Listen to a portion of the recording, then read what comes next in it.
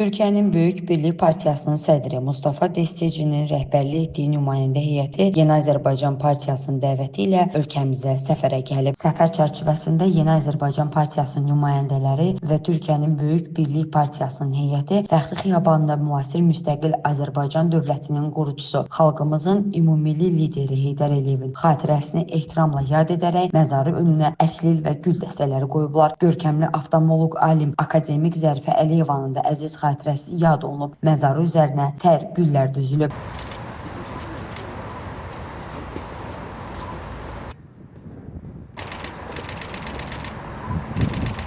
Daha sonra Şəhidlər Xiyabanı ziyarət olunub. Azərbaycanın azadlığı və müstəqilliyi uğrunda mübarizədə canlarını qurban vermiş qəhrəman vətən övladlarının xatirəsi ehtiramla yad edilib. Məzarları üzərinə tər güllər düzülüb. Əbədi məşəl abidəsinin önünə əklil qoyulub. Daha sonra Türkiyə Şəhidliyi abidəsi ziyarət edilib. Azərbaycanın istiqlaliyyəti uğrunda canlarından keçən, Azərbaycan-Türkiyə qardaşlığının əbədiliyini və sarsılmazlığını əks etdirən bu məzarlıqda uyuyan qəhrəman Türk qardaşlarımızın xatirəsi anılıb, abidənin önünə əklil qoyulub, gül dəstələri düzülüb.